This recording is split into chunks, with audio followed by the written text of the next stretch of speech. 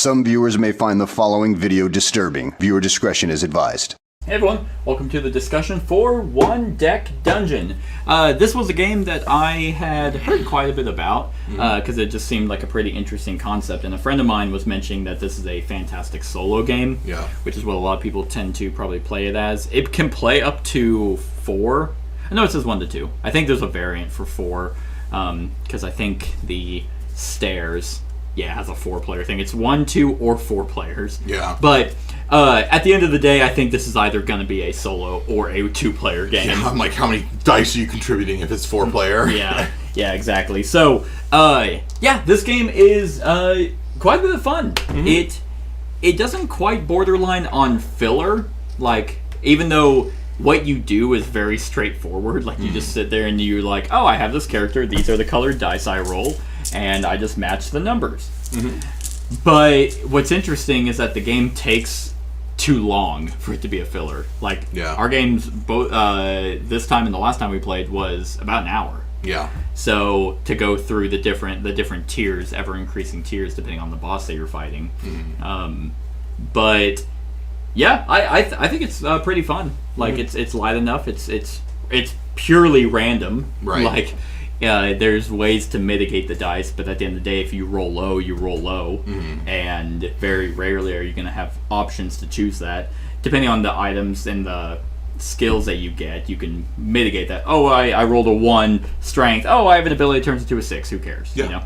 And I like that. I like that light RPG feel in a dice chucker. Yeah. So, it's surprising. It's like, you play this over and over again. I mean, you're going to get like the same traps, the same monsters. Mm-hmm. Yeah, the boss changes and what the parameters requiring you to advance, for every challenge change depending on your boss.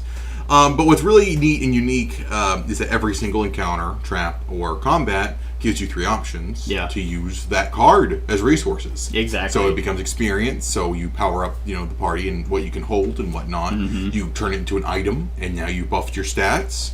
Or you turn it into a skill, and then that just alters the way you use your dice from there henceforth. Yeah, I really like that as well. I think that is the variety, like you said. Even like if we did the Hydra again or the Dragon, it's like the tiers of each floor that get exponentially harder and are going to be the same, but it's cool because you can try and do different builds depending on the character that you choose.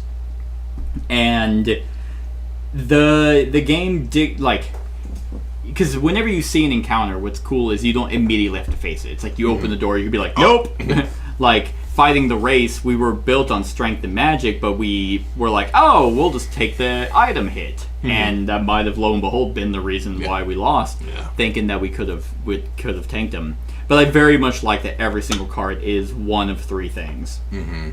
And you have a lot of variety with that. Like, and I wonder, I wasn't paying attention, but there are multiples of the same trap.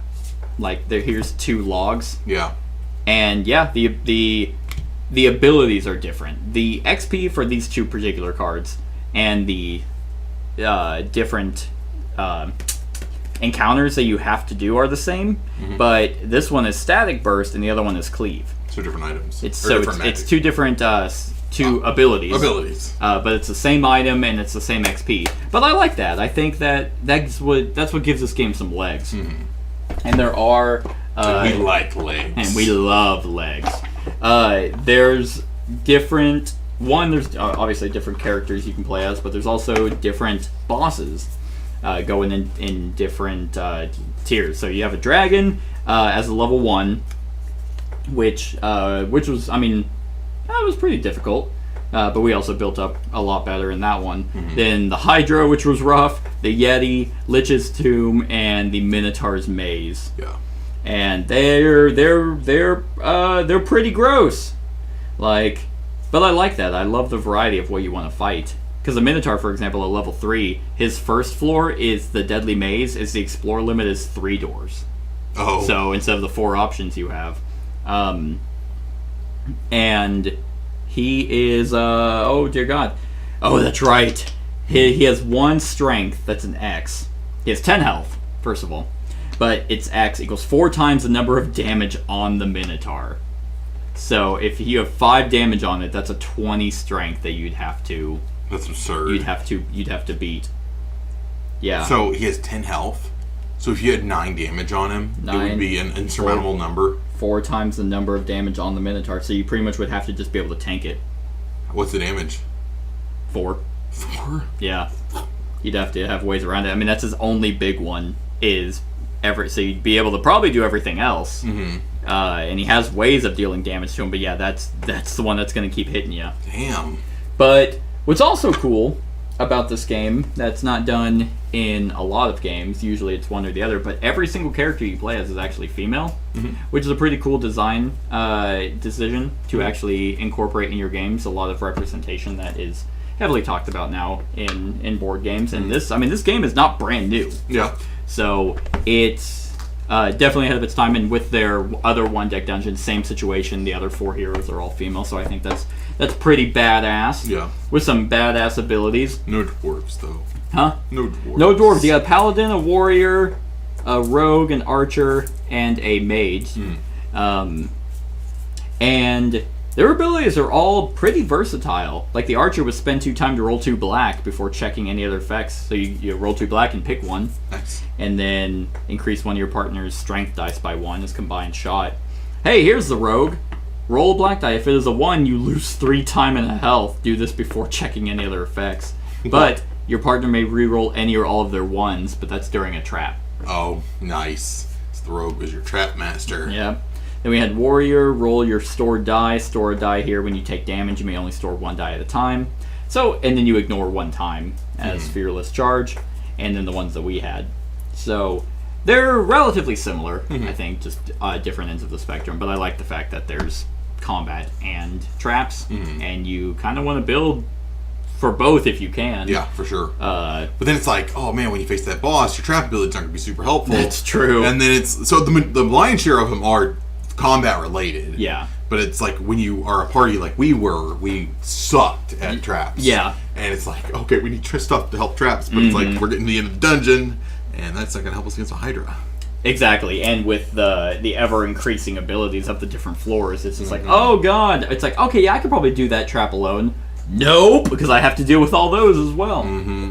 I wonder what is in the Forest of Shadows. I don't know if these can be combined. I think they can, because the rulebook incorporates green text to talk. That vary. It is, so you have a hunter, a druid, a warden, a slayer, an alchemist, and Kaliana. Is he? It's a fairy, I think. Kaliana? I don't know if these are... She has nothing else. Just 4 magic. She has no health. Oh, really? Yeah, look. Oh, I wonder what she is. Discard the first 2 health that would be placed on Kaliana each turn or boss round. Spend time for each, damage discarded. If a damage is placed on Kaliana, the game ends. Whimsicality. Oh. Nice. X. Oh, yeah, Magic X. Add Strength X or Agility X. Your partner may increase one of their dice by 1. So you can convert all of your magic into whatever you need. Gotcha. She's kind of cute. That is pretty neat. Alright. Yeah, this is the Forest of Shadows expansion rules. Oh, okay, mixing. You can mix cards from one deck dungeon with 4 to create a hybrid encounter deck. Use 22 cards from each, specifically all the cards with next to the card's title. Use the hybrid dungeon side of the resist poison card, which changes success. You can freely mix heroes from different sets. When selecting a dungeon, it should match the cards in the encounter deck. With a hybrid deck, you can use any dungeon. Okay. But yeah, so this incorporates poison as well. That's what these tokens are. But, oh hey, these are actually upgraded hearts as well. So, it's pretty neat. I know they were working on, I think it's One Deck Galaxy, so a sci-fi themed one. Yeah. And this game can be played as a campaign. So you have just a little track sheet for, I think you, however many dungeons you go through and how many floors, you get check marks and you get abilities. Oh, cool. Is it? Yeah. But other than that, I mean, this is a pretty solid game. Yeah. It's compactable. It's quick. It doesn't it doesn't take up that much table space. There's ways to finagle how you're remembering your XP or your potions or things like that. Oh, actually, yeah, that's another thing. Each card can be one of potentially 4 things. Well, it's always going to be 3. It's either a skill or a potion. Yeah. And so you have to decide as a team, which one do we think is more valuable? Because there was one where we wanted to level up, but it was a 4 XP, and it's like, we don't want to, overdo it. So, I like it. Yeah, it's a good game. It's very easy to play. Super cheap. Surprisingly, takes a little longer than you'd think. Yeah.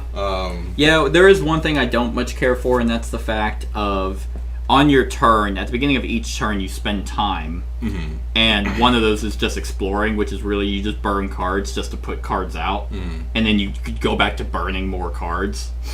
And it mechanically, it just kind of slows it down. I wish it was just kind of like you always had 4 or something. Something to just quicken out instead of just being like, okay, burning 3, putting 4 out, burning 3 again. Okay, now we pick one. Burning 3, picking another one.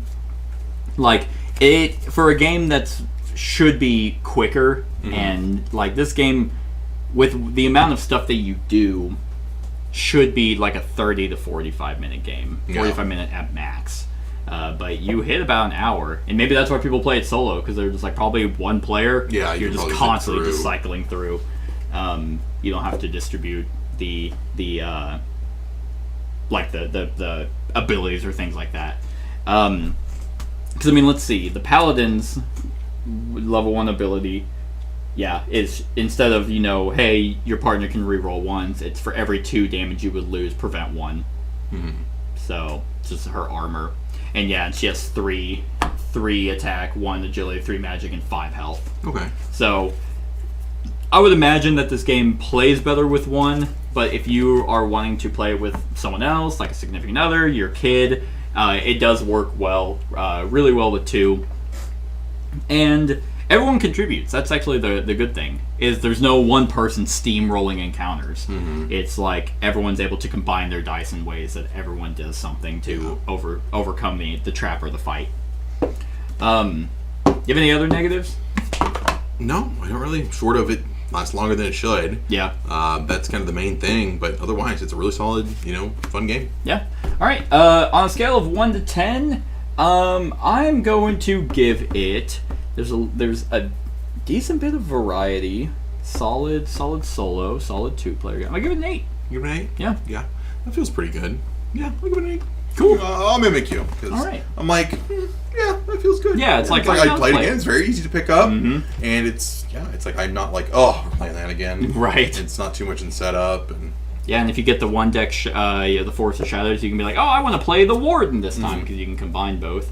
Or Kaliana, apparently. Yeah, I'll be her next time. If she just takes a hit, you just lose. Yep. Game ends. So, yeah, that's our thoughts on One Deck Dungeon. Let us know what you think of the game in the comments below. Other than that, like, comment, share, and subscribe, and have a wonderful whatever time of day it is for you. Hey everyone, thank you for watching, and I really hope that you enjoyed the video. If you would like to see more of my content, go ahead and click that subscribe button and the bell to be notified whenever I upload any new content. If you feel like supporting the channel, you can go ahead and click that Patreon link to be taken to my Patreon, and any help is truly appreciated. Other than that, stick around for any other run-throughs or reviews or cool top 10s or whatever I feel like putting on. Other than that, like, comment, share, and subscribe, and have a wonderful whatever time of day it is for you.